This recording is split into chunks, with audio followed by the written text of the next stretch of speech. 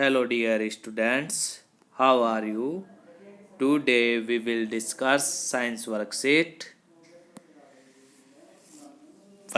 number 69, subject science, class 10th. Today is topic how do organisms reproduce. Fertilization, the process by which male gametes sperm unites with female gametes ovum from a zygote. देखिए friends, आपको पता है, मैं आपको कुछ बता देता हूँ इससे संबंधित किस प्रकार से क्या है, फिर आप इसके बारे में समझना। देखिए, इस प्रकार का स्ट्रक्चर पाया जाता है किसमें, फीमेल में। जो पिछली वर्कशीट में आपने लास्ट वर्कशीट में इसका स्ट्रक्चर देखा था, इस प्रकार का देखा है, यही आज हम इसमें पढ़ेंगे। अब देखिए, यहाँ पर इस प्रकार से आपने देखा होगा पिछली वर्कशीट में।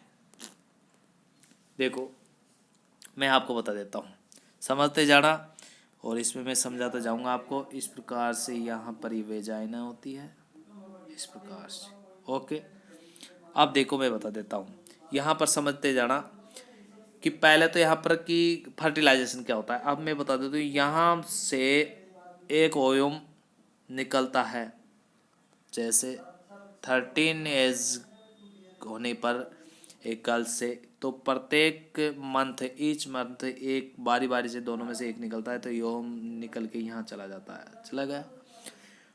उस टाइम यहाँ से स्पर्म, यदि ये इनके साथ में रिलेशन बनाता है तो यहाँ से स्पर्म जाता है। जब मेल द्वारा स्पर्म डाल दिया जाता है वेजन, तो ये स्पर्म गति करता हुआ किसके द्वारा, टेल के द्वारा गति करता है। गति करता हुआ कहाँ पहुँच जाता है, यहाँ, और इसमें जाके इसको यहाँ पर टच कर लेता है, इससे मिल जाता है। तो इस क्रिया को कहते हैं फर्टिलाइजेशन। क्या कहते हैं? फर्टिलाइजेशन। फर्टिलाइजेशन के बाद में ये एक भ्रूण, ये यहाँ पर से डिवाइड होती है सेल, और यहाँ के ये यहाँ जुड़ जाता है। अब यहाँ जुड़ता है तो इसके लिए क्या होता है, इस जगह पर ये क्या है, यूटेरस है। यहाँ पर ईच मंथ को जब मेंस्ट्रुअल साइकिल चक्र MC ख़त्म होती है, उसके यानी कि MC 3 से 5 दिन तक रहती है, इसके ख़त्म होने पर यहाँ पर एक लेयर तैयार होती है। यहाँ 3 लेयर तैयार होती है, एक्टोडर्म, मेसोडर्म और मेसोडर्म। तो ये तैयार होती है लेयर। तो हर मंथ ये काम होता है। ये क्यों होती है? ये भ्रूण के लिए तैयार होती है, यानी एम्ब्रियो के लिए तैयार होती है, जो उसको सुरक्षित रख पाता है। यदि यहाँ पर इस जगह पर यदि फर्टिलाइजेशन नहीं होता है, यहाँ पर स्पर्म और ओव्यूम मिलते नहीं है, जाइगोट तैयार नहीं होता है, तो क्या होता है, या 28 डे के बाद में, लगभग 28 डे के बाद में ये लेयर टूटने लग जाती है। और ये लेयर टूटती है और मादा की वेजानिया से ब्लड के साथ में, म्यूकस के साथ में ये बाहर निकलती है। ये 3 से 5 दिन तक ये जो ब्लडिंग होती है, तो उसको हम मेंस्ट्रुएशन कहते हैं। क्या कहते हैं? मेंस्ट्रुएशन कहते हैं। मेंस्ट्रुएशन साइकिल होता है वो, तो इसे मेंस्ट्रुएशन कहते हैं। ये आपको पता है, प्रथम बार जब गर्ल्स के आता है तो उसे मेनार्की कहते हैं। ठीक है, तो इस प्रकार की ये प्रोसेस होती है। यदि फर्टिलाइजेशन नहीं होता तो ये लेयर टूटती है और 3 से 5 दिन के बाद में शरीर से बाहर निकल जाती है, फिर वही प्रोसेस शुरू होती है। ओके बच्चों, अब देखो यही चीज़ इसमें दे रखी है, मैं आपको समझाता हूँ। देखिए यहाँ पर, What happens when the egg is not fertilized? जब एग फर्टिलाइजर नहीं होता है तो क्या होता है? If the egg is not fertilized, it lives for about 1 day. Since the ovary release one egg, अब क्या होता है, हर उसको मंथ को एक ओवरी से बारी बारी से रिलीज वन, मैंने बताया था अभी आपको, 1 egg every month.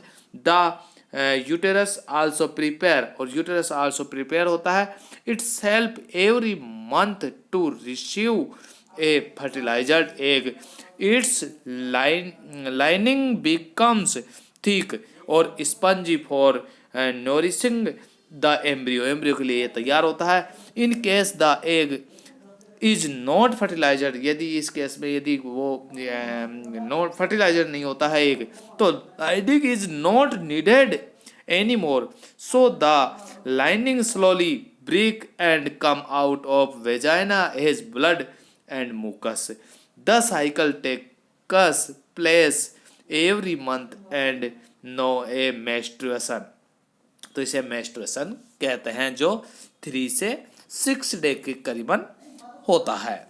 ओके, अब इसके बाद में देखिए आपको मैं यहाँ बता देता हूँ, ये तो होगा मेंस्ट्रुएशन। ओके, इसके बारे में मैंने आपको समझा दिया। अब यहाँ पर आ जाए रिप्रोडक्टिव हेल्थ। रिप्रोडक्टिव हेल्थ क्या होती है?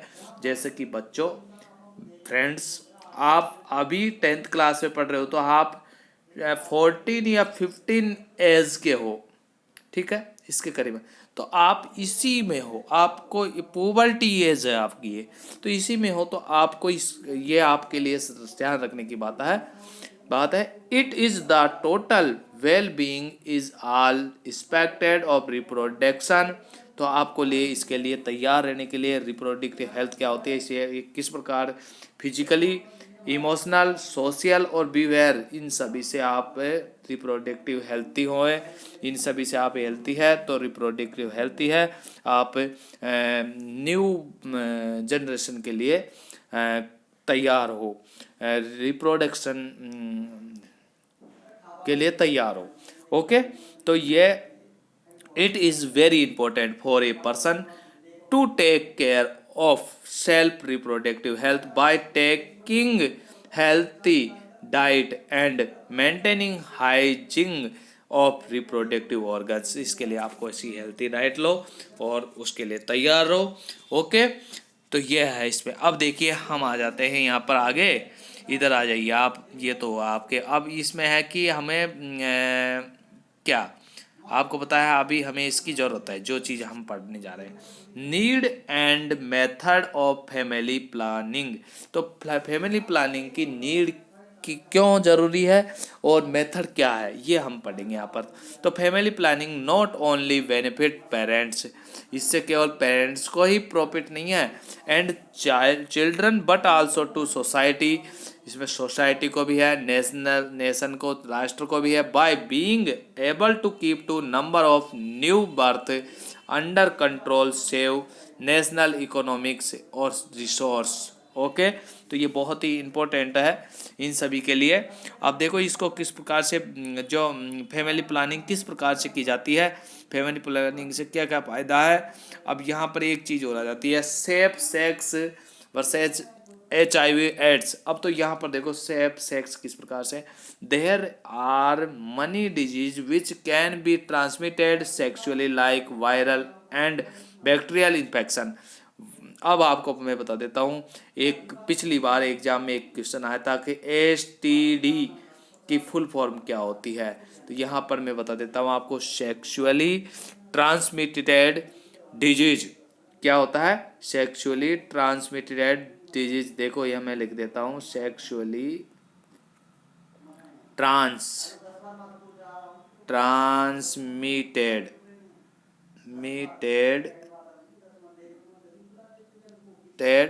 डिजीज क्या होती है, यहाँ पर सेक्सुअली ट्रांसमिटेड डिजीज होती है, तो इससे STD की फुल फॉर्म है, ये याद रखना है, ये क्वेश्चन पूछा जा सकता है एग्जाम में। ओके बच्चों, अब देखो यहाँ पर क्या होता है, तो ये HIV है, जो क्या है STD, कौन सी STD है, STD। ओके बच्चों, क्या है HIV एक STD है, STD क्या है, HIV क्या है STD, sexual transmitted disease. Okay बच्चों, अब देखो यहाँ पर इज HIV एड्स आपको पता है HIV की फुल फॉर्म है ह्यूमन इम्यूनो वायरस, और एड्स की फुल फॉर्म है acquired immuno deficiency syndrome. Okay बच्चों, is very infection and deadly, ये बहुत ही खतरनाक बीमारी है, डिजीज है।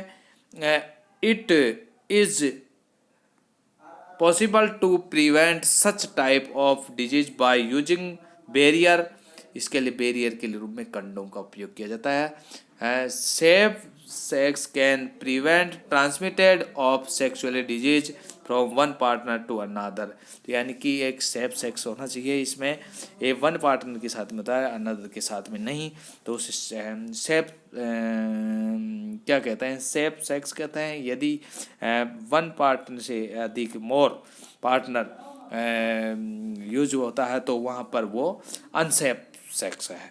ओके बच्चों, तो इस प्रकार से आपके से समझ में आ गया होगा। अब मैं आगे बढ़ता हूँ। देखिए बहुत ही इंपॉर्टेंट चीज़ है यहाँ पर, ये भी बहुत ही इंपॉर्टेंट है हमारे लाइफ में लिए, आपको लाइफ में काम आएगी। Various method of family planning, family planning के लिए वेरियस जो मेथड है वो कौन कौन से हैं, तो देखो यहाँ पर फर्स्ट देखते हैं हम यहाँ पर chemical barrier, these prevent physical meeting of sperm and egg through a barrier it win example, तो यहाँ पर यानी कि ए स्पर्म और एग नहीं मिल पाए, इसके लिए यहाँ पर बैरियर के रूप में क्या है, कंडोम का उपयोग किया जाता है, इसे केमिकल बैरियर कहते हैं। ओके बच्चों, इसके बाद में आपके आ जाता है, यहाँ पर हम चलते हैं changing hormonal balance of body, यानी कि हार्मोन के चेंजेस से भी हम इसको कंट्रोल किया जा सकता है।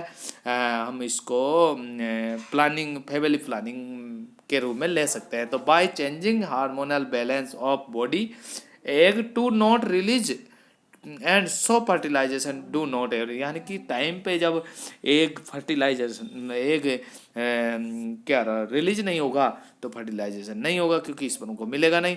This is done by taking oral pills, इसके लिए ना ओरल पिल्स आती है और इंजेक्शन भी आता है, जिसे 6 माह के लिए 6 मंथ के लिए दे दिया जाता है। तो ये सब इसके लिए फैमिली प्लानिंग में काम आने वाली चीज़ें हैं। However this method has some side effect, इसको ज़्यादा नहीं लेना चाहिए, इसके साइड इफेक्ट होते हैं on health if taken for long time तक इसको नहीं लेना चाहिए। ये हुआ तो 2 हो गए। अब इसके बाद में थर्ड है आपका इंट्रायूटेराइन डिवाइस। इंट्रायूटेराइन डिवाइस यानी कि अंदर जो यूटेराइन यानी कि वेजाइना में जो डिवाइस फिट की जाती है उसको कहते हैं intrauterine device, IUD। This device are inserted inside the body of women by the doctor, thereby preventing meeting of sperm with egg. तो देखिए यहाँ पर क्या होता है, जो इंट्रा यूटेराइन डिवाइस होती है ये कॉपर टी होती है, इस प्रकार से टी आकार की होती है। इसको क्या जो फेलोपियन ट्यूब है उसमें और वेजाइना में फिट कर दिया जाता है, जो स्पर्म और एग को मिलने नहीं दिया जाता है, मिलने को रोकता है। तो इससे हम टी आकार की होती है और ये कॉपर की बनी होती है, इस वजह से कॉपर टी कहते हैं, जिसको लगा दिया जाता है और समय पर जब जरूरत पड़ती है निकलवा दिया जाता है। ये भी सेफ होती है, पर पूर्ण रूप से हम 100% इसको सेफ 100% हम इसको सेफ नहीं कह सकते। अब देखो ये हो गई कॉपर टी। इसके बाद में देखो ये आईयूडी आ जाता है उदाहरण, तो उसमें आप क्या देंगे, कॉपर टी देंगे। ओके, इंट्रायूटेराइन डिवाइस, और इसके बारे में पूछ भी सकते हैं आपसे एग्जाम में। इसके बाद में फोर्थ है आपके surgical method. It help to block gametes transport by some minor surgery. देखो it help to blocked gametes transport by some minor surgery, इसमें एक माइनर सर्जरी होती है जिसके द्वारा गैमेट्स नहीं बन पाता, ब्लॉक कर दिया जाता है। आपको पता है स्पर्म और एग को मिलने नहीं दिया जाता है। तो इसमें 2 प्रकार की होती है, एक तो मेल में होती है, एक फीमेल में होती है। मेल में होती है उसको देखो in males it is called vasectomy, इसे वेसेक्टोमी कहते हैं, कि इसमें वास डिफरेंस जो होता है उसको ब्लॉकड कर दिया जाता है, यानी वास डिफरेंस जो होती है उसको ब्लॉकड कर दिया जाता है। उसको या तो कट कर दिया जाता है या उसको किसी से बेंड कर दिया जाता है, जिसे transfer of sperm can be stopped. उसमें जो स्पर्म का जो ट्रांसफर होता है उसको स्टॉपेड कर दिया जाता है। Transfer of sperm can be stopped, रोका जा सकता है। तो इस प्रकार के मेथड को हम वेसेक्टोमी कहते हैं। ये मेल में पाई जाती है, मेल में होता है ये, और अब फीमेल में भी। If females it is called tubectomy. तो यहाँ पर क्या होता है, फैलोपियन ट्यूब को इज ब्लॉकड, फैलोपियन ट्यूब को ब्लॉकड किया जाता है। किस प्रकार से, या तो कट लगा के या उसको बैंड करके। तो is egg can not reach the uterus, और जिसके कारण यूटेरस में एग यूटेरस में नहीं पहुंच पाता और स्पर्म को नहीं मिलता और फर्टिलाइजेशन नहीं होता। तो इस प्रकार से भी फैमिली प्लानिंग की जा सकती है। ये सर्जिकल मेथड होते हैं। वेसेक्टोमी मेल में और ट्यूबेक्टोमी फीमेल में होता है। ओके बच्चों, मैं आशा करता हूँ आपके ये वर्कशीट कंप्लीट रूप से समझ में आ गई होगी। फिर भी यदि किसी बच्चे के समझ में नहीं आती है तो कमेंट बॉक्स में लिखे और मुझे अपनी डाउट बताए। यदि फिर भी आपको यदि ऐसा लगे कि मेरे समझ में नहीं आए तो आप मुझे पर्सनल कांटेक्ट करके मेरे से आपकी डाउट क्लियर कर सकते हो। धन्यवाद प्यारे बच्चों, मिलते हैं नेक्स्ट वर्कशीट को। जब तक के लिए नमस्कार।